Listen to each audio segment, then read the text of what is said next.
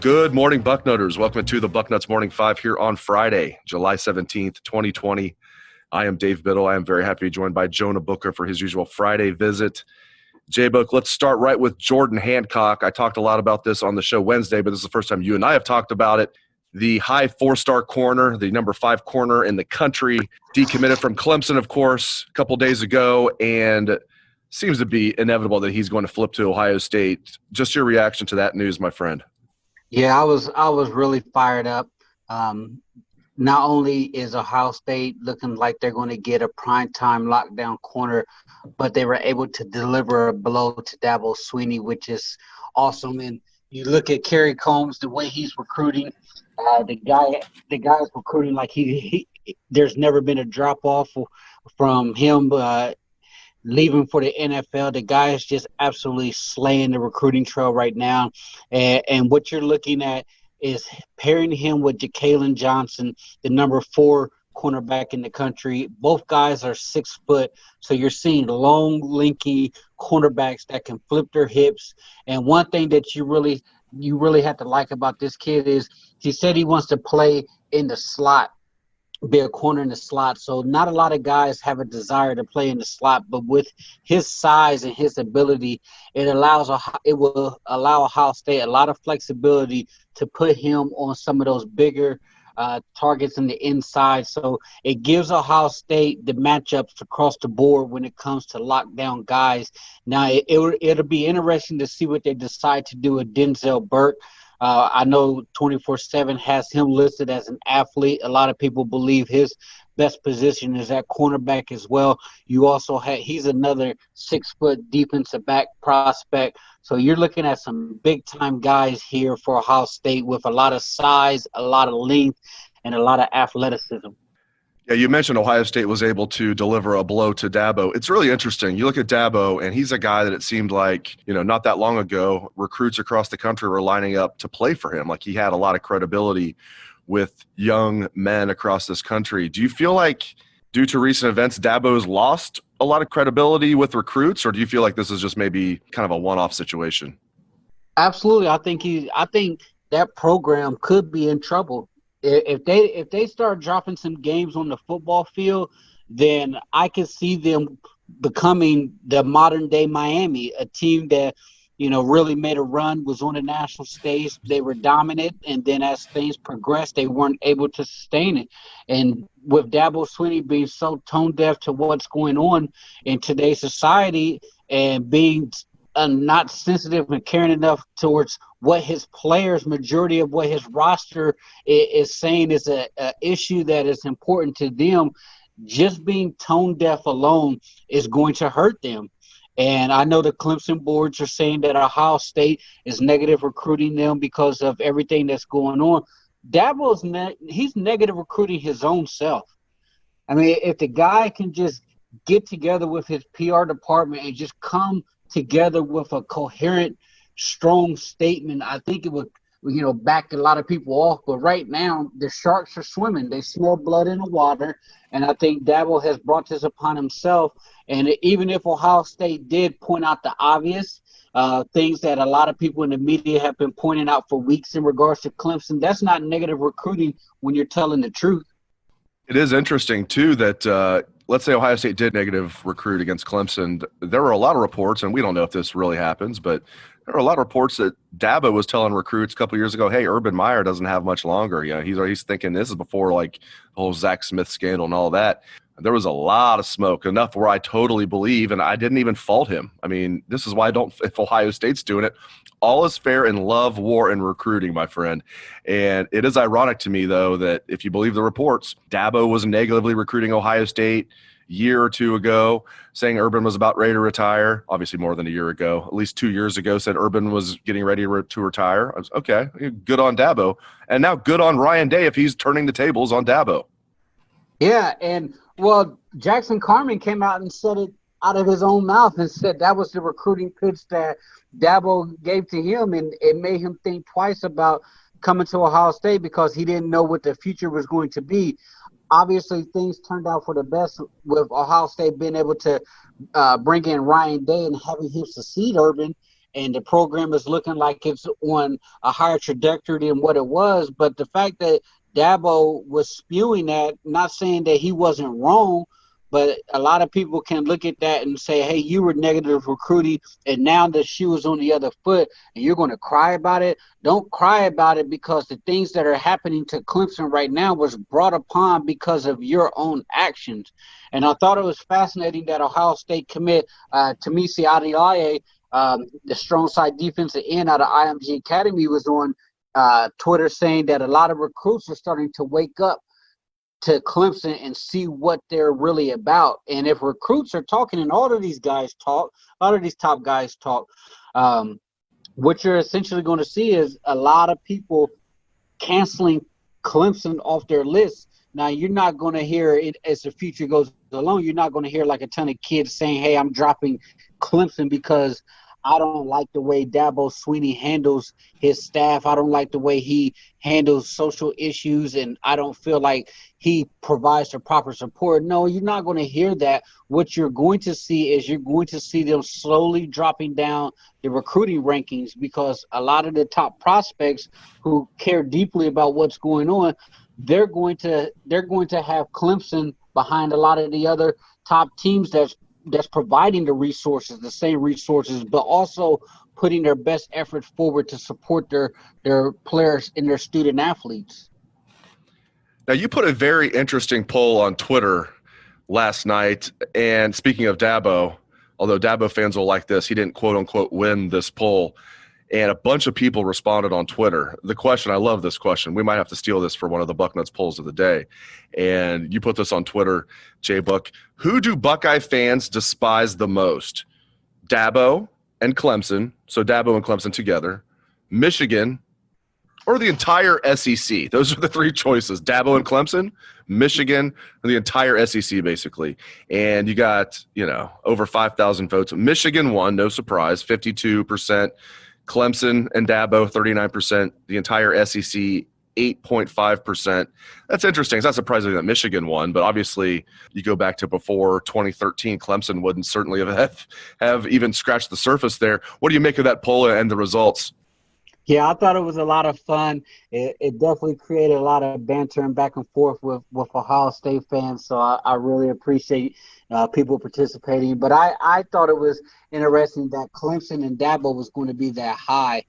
It's born and bred into you that Michigan will always be front and center when it comes to who you despise the most or who you hate the most. But right now, to me, my personal feelings is, yes, I understand 100% that target will always remain on Michigan, and you can't take your eye off them. But I feel like those guys have taken such a beating, such a pounding over the last 20 years that a lot of their fans and even their program, they somewhat have waved the white flag. What I want right now is Ohio State to destroy Clemson's program like Jim Tressel did Miami. Just absolutely nuke those guys back into reality.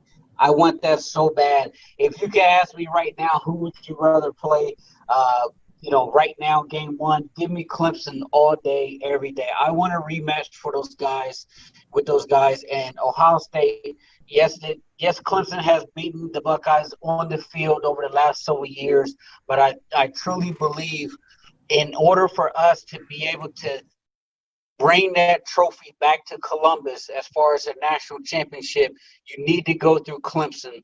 And I feel like we have a better program. The ball didn't bounce our way in that last playoff game, and I feel like Ohio State was the better football team. But with that being said, Dabo, he just rubs me the wrong way. The Clemson program, they feel like they're a true blue blood who's been around the block for the last 50 years doing what they're doing. They're new money on the streets. They're just new. They're new to winning. If you look at their history, and they run their mouth like they're an historic blue blood, but that's okay. I have the utmost amount of respect and trust that Ryan Day will right this ship, and he will handle Clemson accordingly next time both teams see each other on the field. Yeah, Ohio State was right on the doorstep. I really feel like Ohio State was the better team, but, Clemson won that game. And, Clemson, when we look back on the 2010s, it'll be, Ohio State was right there. The top three teams, Alabama, Clemson, and Ohio State in whatever order, but it'll probably be Alabama, Clemson, Ohio State when we look back on it. We look back on the 2010s, and that's a huge credit to Dabo to get them, as far as he did in the 2010s. We'll see, though. And as you mentioned, it's not just like people talking about it, whispering about it, or even, trolling on message boards or this and that. You're having recruits talk about it, on social media, just putting it out there, and that, maybe it's not the time to play for Clemson. I do want to switch gears and finish the show asking you about this. We started the show talking about Jordan Hancock and DBs. Cam Martinez is a guy that's very interesting to me. They also have Ohio State has Lejond Cavazos and Ryan Watts that are true freshmen this year that are corners. We know they're corners, and I'm hearing great things about Lejond Cavazos. I want to get your take on Cam Martinez, though. He was a guy that did everything in high school, and there's debate. Should he be a wide receiver? Should he be a corner? Should he be a safety? What do you envision out of him, JBook? Not necessarily just this year as a true freshman, but just as you look at Cam Martinez's career, what do you think of him as a prospect, and just what position do you envision him playing at Ohio State? Yeah, I think he's definitely going to start off on the defensive side of the football. I feel like the relationship that he built up in a short amount of time with Kerry Combs will pay dividends there, because there was a lot of speculation as will he sign with Ohio State, especially with Jeff Hafley leaving, and then Combs came in, and in a short amount of time he was able to go ahead and lock that commitment up. To me, he's an explosive prime time player, and what I mean by that is Cam Martinez is a guy where he's going to play when the lights are the brightest. He's going to really step his game up. I really liked his tape when he was on offense, but I understand where Ohio State sees him as a better prospect on defense. He's just that dynamic. It'll be interesting because he's a younger guy, and previously, I would say he would be behind the eight ball because he's coming in later compared to some of the other kids who got a jump start in the spring. But because everything was canceled, a lot of these freshmen and the younger guys, they're on the same playing field when it comes to getting things restarted, or if they do get it restarted.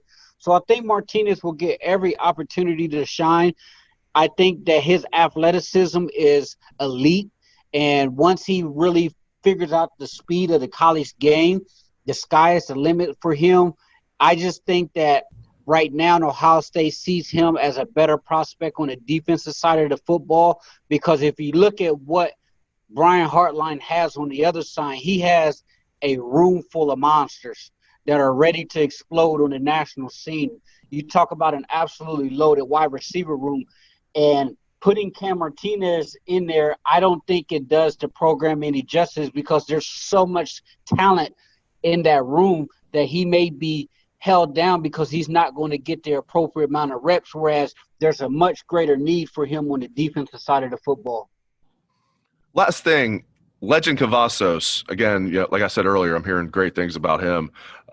He came back. He looked good. It was 3 days of practice, so, take that with a grain of salt, obviously. But then he worked his ass off, during the quarantine and came back ready to roll. I mean, you're hearing things about, certain guys just worked hard during the quarantine. Like you're hearing great things about G. Scott Jr. and others. Cavazos is one I'm hearing really good things about. And again, they liked him before that.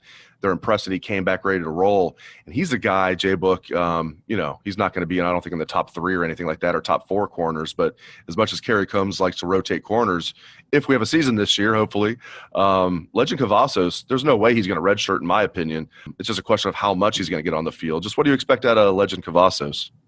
Yeah, he's a kid that I know 24/7 had him pegged as some people have him pegged as a safety, whereas, for the most part, Ohio State views him as a corner. And with his size, he's coming in as a big kid already at 6'1", almost 200 pounds.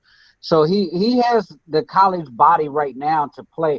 I look at him as a kid that will be able to really thrive in playing in the slot because he has the size, he has the athleticism, he has the ability to flip the hips. I just think that it's to be determined how good he can be playing on the outside, especially the way Kerry Combs likes to put his corner islands. I'm not sure if he's ready to do that just yet because he's a really big kid. But I do think that he can really excel at playing in a slot position because you've seen where Ohio State has really developed their guys. The younger guys usually start off on the inside, and you have your primetime lockdown guys on the outside. And as they gain experience and they understand the game and the defenses and the nuances of college, you start to see them gradually move on to the outside as they gain more exposure to the football. So I look for him to start on the inside. I wouldn't be surprised if they moved him around a little bit, throw him on the back end to see what he can do. But he will absolutely be a kid that sees the field early on. Great stuff as always out of Jonah Booker. Thank you very much, JBook. And again, our shameless plugs. If you like the show, and we want to keep this free. We don't want to charge you guys for this podcast. We love it that it's free, but it really helps if you guys give us 5-star reviews. Apple Podcast, Spotify. If you're listening on YouTube, subscribe. There's no 5-star reviews on YouTube. Just subscribe. It's very easy. Hit the subscribe button. But Apple Podcasts, Spotify, if you like the show, give us a 5-star review. We would love that.